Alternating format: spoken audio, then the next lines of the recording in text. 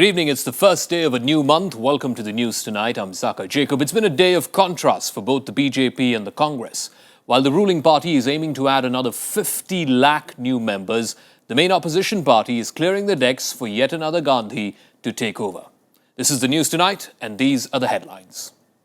The Prime Minister launches a massive membership drive for the BJP. The aim is to add 50 lakh new members, at least one member in every village of India. Digvijay Singh once again flutters the Congress party. He says it's high time that Rahul took over the reins from his mother Sonia. So is the reluctant heir finally ready?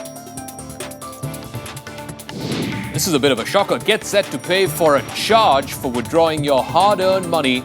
All ATM transactions more than 5 times a month will be charged 20 rupees each. Burkina Faso goes from crisis to grave crisis. A day after a military coup, there is now an open rift between the top 2 commanders of the country. And the BCCI sends a legal notice to the West Indies Cricket Board for its players abandoning the recent one-day series against India.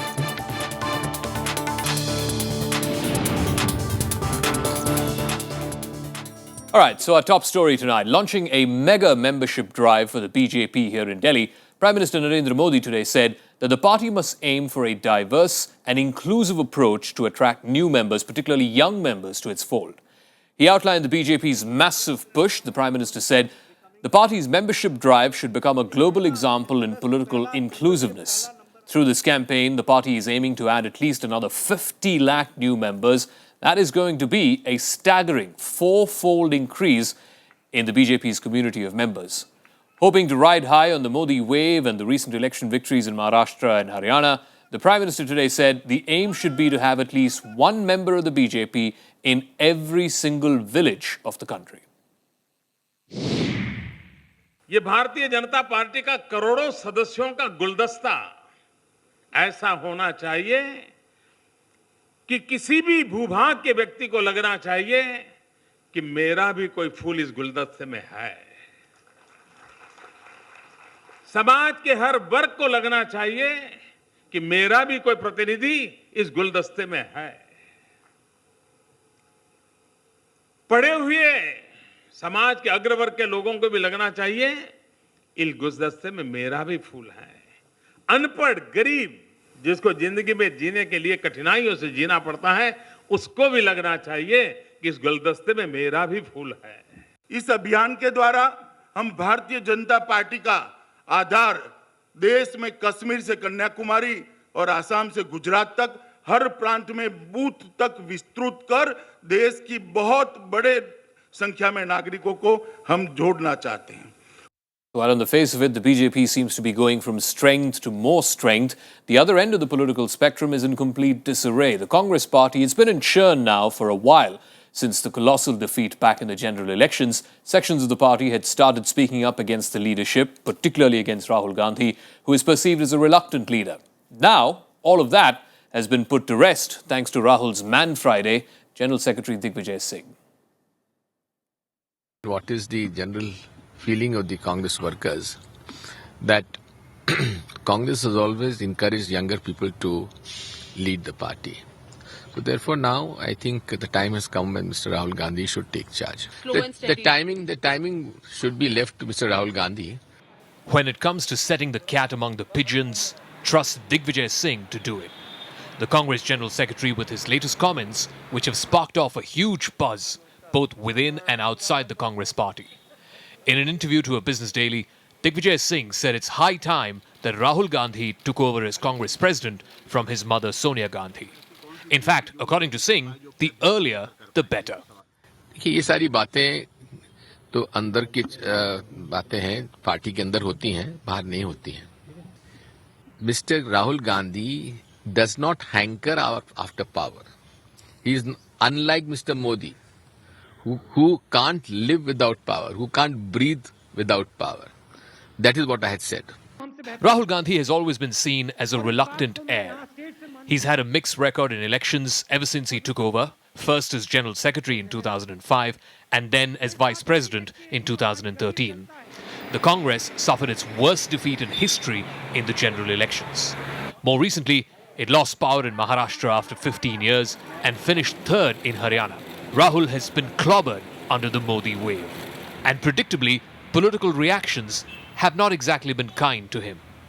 There is need for Congress to have a total revamp of the entire organizational setup, and what Digvijay has said is echoing the feelings of every congressman that Congress must be prevented from further deterioration. Is Digvijay Singh trying to tell that Congress has done very poorly in recent parliamentary elections because Rahul Gandhi was not the president of Congress? Is he trying to say that the Sonia Gandhi is less efficient as a party president than Rahul Gandhi? Rahul Gandhi has been holding mini Chintan Shivers with senior leaders of the party since losing power back in May. So is the grand old party of India ready for a complete overhaul? Rahul Gandhi need not look too far for inspiration. Both his grandmother and mother have been there and done that. Bureau Report, Rajya Sabha TV. He certainly has got his task cut out, Rahul Gandhi, because cracks are opening up within the Congress, and how. Toughening his stand against the High Command, former Union Shipping Minister G.K. Vasan today gave ample indications of breaking away from the Congress. He wants to revive the erstwhile Tamil Mandala Congress, which was formed by his late father G.K. Moopanar. Vasan now says he will announce his next course of action on the 3rd of November. He's been meeting with his close political confidants for 2 days straight now. He's once again raising the same slogan that his father used back in 1996, Prosperous Tamil Nadu, Vibrant India. This, of course, was during the founding of the Tamil Mandala Congress, which G.K. Moopanar did in 1996. They swept to power in that year in Tamil Nadu. Vasan and his supporters have fallen out with the High Command over the issue of membership cards. One of his staunchest allies, Gyana Desikun, recently quit as the TNCC chief, alleging that the High Command had not allowed the use of images of Kamaraj and Moopanar in these cards. The High Command, though, has denied this. Now, Bangaloreans woke up to a new name for their beautiful city. Starting today, it will be called Bengaluru. The centre finally cleared what has been a long-standing demand from Karnataka.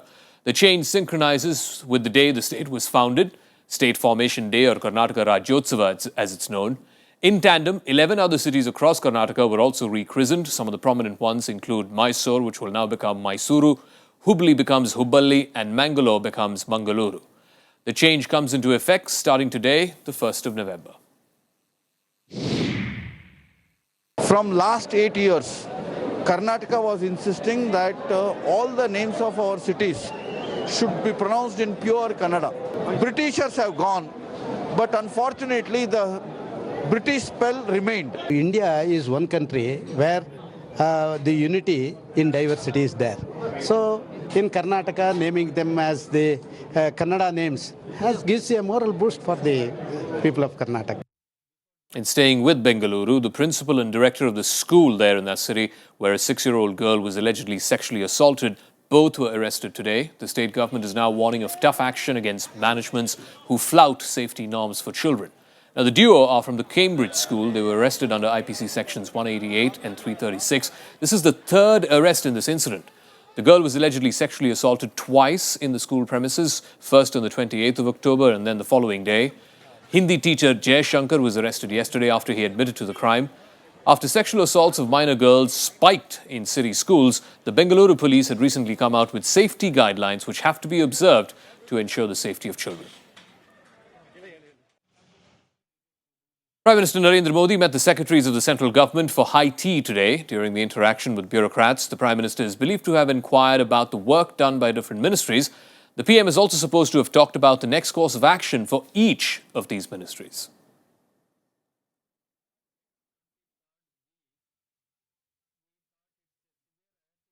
All right, more stories from across the country that made the headlines in Nationwide.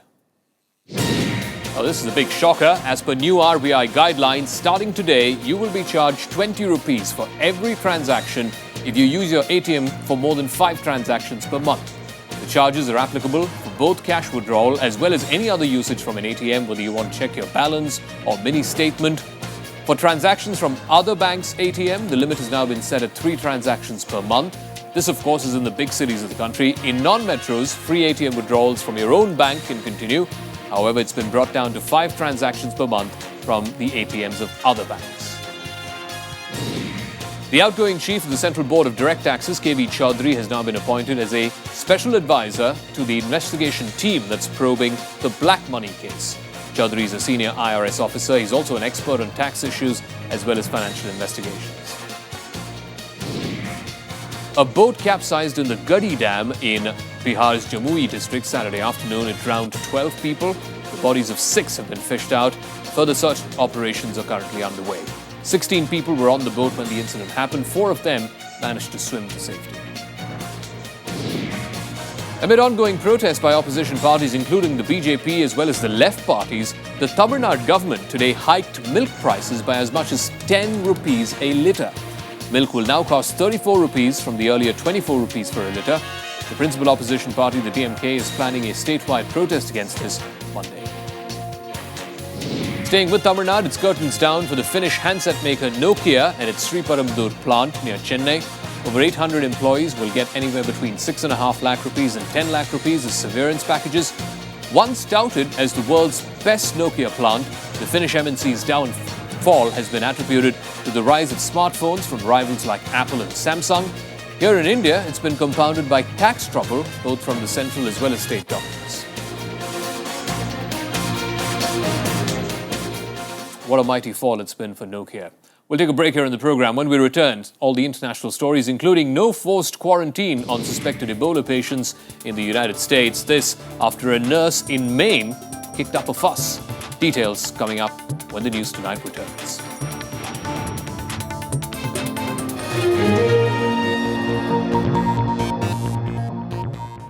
Welcome back. You're watching the News Tonight. Time now for some international stories. And a day after a big coup in Burkina Faso, there's now an open power struggle within the armed forces as to who is going to lead the country following the resignation of longtime President Blaise Compaoré. President Compaoré stepped down after 27 years in power. This is following nationwide protests. Now, the fight is between Lieutenant Colonel Isaac Zida, who assumed power as the head of state, contradicting the army chief, General Honoré Traoré, who had earlier said that he would lead a transitional government. Now, this development, like I said, coming just a day after protesters took to the streets against Compaoré's attempt to amend the constitution, giving him 1 more year in power.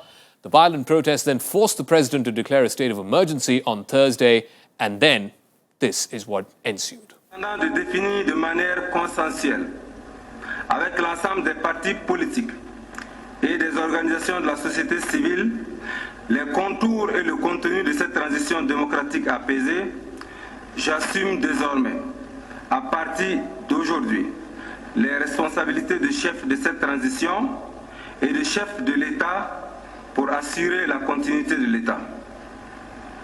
J'appelle la communauté internationale, en particulier les pays frères et amis du Burkina Faso, notamment ceux de l'Union africaine et de la CEDEAO, à faire preuve de compréhension et à soutenir notre peuple dans ses durs. More international stories. There's going to be no forced quarantine for Ebola. A judge in the United States has ruled in favor of nurse Casey Hickox, who's been fighting against the state of Maine against mandatory quarantine. UN Secretary General Ban Ki-moon has condemned any discrimination against Ebola aid workers. Casey Hickox all smiles as the court rules in her favor. The judge ruled that Hickox need not be put in isolation since she does not show any symptoms of the Ebola virus. I am humbled today by the judge's decision and even more humbled by the support that we have received. This comes after State of Maine approached a court to impose restrictions on the nurse until 10th of November as the 21-day incubation period for Ebola was set to expire for her. I have been compliant with the direct active monitoring that the CDC recommends. I will continue to be compliant. And yeah, it's just a good day. The governor of Maine, who's led the call for her quarantine, hit back at her. And this is one of the disappointments, is she's violated every promise she's made so far. So I can't trust her. 13% of the people who have Ebola and who've died of Ebola showed no symptoms until a few hours before they died. This as another person with Ebola symptoms emerges in the U.S. A woman in Oregon has been hospitalized with high fever. She was already under observation after having traveled to an Ebola-affected country. We assured that it was a real temperature and that it still was there an hour later. And we then implemented the plans that we've told you about. The United Nations response team on Ebola said that there are positive signs in the fight against the virus, but much more needs to be done. The strategy that's being pursued is the right one, that we would expect to see a slowing in the rate of increase, but we're still a long way away from being able to say either that the outbreak is under control or, most importantly, that the outbreak has ended. In Liberia, President Ellen Johnson Sirleaf applauded the courage of health workers helping to fight the deadly virus. She was visiting an Ebola treatment unit in the country.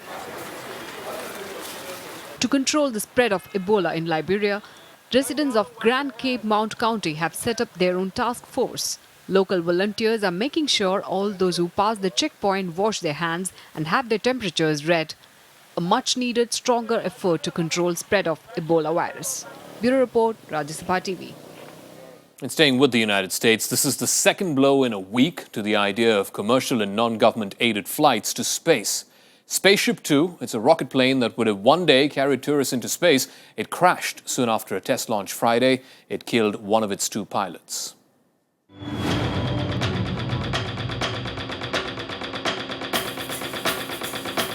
As planned, a smaller craft, Spaceship Two, is carried up by a larger plane, White Knight 2, then dropped at about 50,000 feet. In a tourist flight, Spaceship 2's rocket engines would take it to the 62-mile-high boundary, defined as the edge of space. But that didn't happen. Spaceship 2 fell downwards even after motors ignited. And about 60 seconds later, it blew up. At 9:18 a.m. Pacific time on Friday, it crashed into the desert below. The end, or at least a suspension of a commercial fly-to-space dream put together by Richard Branson's Virgin Galactic. The tragic aftermath. One pilot was killed, the other had bailed out, but is badly injured. Teams located the debris after air searches over the Mojave Desert, 150 kilometers from Los Angeles in California, several hours after the explosion. It did not all happen when it impacted the ground. It's 2 miles apart. Pieces don't fly that far after an impact. So this obviously was some kind of failure prior to impact. I think that they were in flight when the emergency occurred. The craft had come about as part of a competition in 2004 with the idea of taking tourists to space. The company, Scaled Composites, had constructed Spaceship 2. They'll just have to draw their lessons now. We will spend a couple of hours putting together a game plan for moving forward as we continue the investigation, which we expect would take several days. Virgin Galactic had hoped to begin tourist space flights next spring, with more than 700 reservations already. Tickets sold for some $200,000 a person. The list of would-be astronauts included Leonardo DiCaprio, Justin Bieber and Angelina Jolie. But with this motorized test of Spaceship 2 falling apart, Virgin admits the plan to take eager tourists to space will have to start pretty much from scratch. Today was a tough day. We are going to be supporting the investigation as we figure out what happened today. We believe we owe it to the folks who were flying these vehicles, as well as the folks who've been working so hard on them. Spaceship 2 is the second major accident in a week for the commercial space industry. The explosion of an unmanned rocket carrying cargo to the International Space Station on Tuesday had already hit the program hard. Bureau Report, Rajya Sabha Television. And the eccentric but extremely successful boss of Virgin Galactic, Richard Branson, saying there's no question of suspending the mission to space, and trust him to say this, that the show will go on. Meanwhile, this is a gruesome incident. We want to warn our viewers before you watch it that some of these images might be graphic. Islamic State militants have killed at least 50 tribesmen, including women, in the Anbar province in Iraq, the latest in a series of mass killings that have been committed by the terror group in the last few weeks. Now, these recent killings, this particular one, it comes as a retaliatory action from the Islamic State for the Al-Bunimr tribe's resistance to jihadists. Now, over the last month or so, the IS managed to seize the town of Anbar. It displaced these tribes from their homes. Now, sadly, this news comes after mass graves were found containing more than 150 bodies, many of these people from the same tribe. The Islamic State has now overrun large parts of Anbar province in its push to expand territory. Meanwhile, in the fight against the IS, Iraqi Kurdish Peshmerga forces have crossed the Turkish border. They are on a mission to fight the Islamic State in the Syrian town of Kobani, which has been swinging between IS and other fighters who are fighting to regain control of that town. The UN mission in Baghdad, in its latest report, says that at least 1,273 Iraqis have been killed in violence just in the month of October alone. That's a slight increase compared to the previous month. And the fight against IS, as grave as it seems, will go on as well. We're going to take you through the world for more international stories in Global Buzz. A third victim from last week's shooting at a Washington State school died. 14-year-old Shaylee died Friday night. The incident took place at the Marysville Pilchuck High School, where she and 4 other students were gunned down last week. In Sri Lanka, the reduced number of dead and missing from a mudslide has now gone to 38. The initial toll was over 300. The toll was reduced after it emerged that many school children and plantation workers had been at a safe distance when buildings in the area were engulfed in this mudslide. More than 4,000 people have been killed in fighting in eastern Ukraine between the army and pro-Russian separatists. The UN said this even as the Ukrainian President Viktor Poroshenko took steps to unite the country after recent elections. However, German Chancellor Angela Merkel has told the Russian President Vladimir Putin that Sunday's planned election in the eastern part of Ukraine, in Donetsk, most notably, was, quote, illegitimate and would not be recognized by the European Union. In Nigeria, the leader of the Islamic extremist group Boko Haram has denied agreeing to any kind of ceasefire with the government. He also said that more than 200 kidnapped schoolgirls have all been converted to Islam and married off. They were kidnapped more than 6 months ago. In a new video released Friday night, Abu Bakar Shakal has dashed hopes for a prisoner exchange to get the girls released. All right, we're going to take a break here in the program. When we come back, all the sports stories, and India and Sri Lanka are both getting ready to play the first one-day in Qatar. This could be a big preview as we count down to the big World Cup next year. This is the news tonight, and we're back in 2 minutes.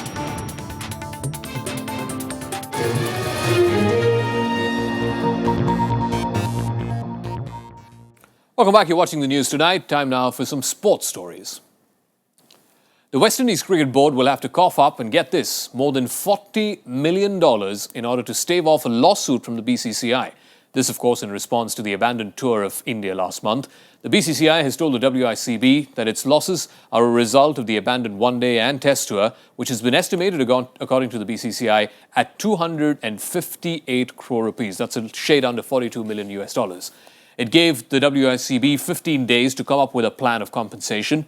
The BCCI had announced its intention to seek compensation from the West Indies board for the losses sustained after the team cancelled its tour following a payment dispute between the players and the board. Now, media rights make up a bulk of the losses, with the BCCI estimating them at just over $35 million. Ticket sales account for a little over $2 million, and title sponsorship from Micromax is estimated at a little over $1.5 million.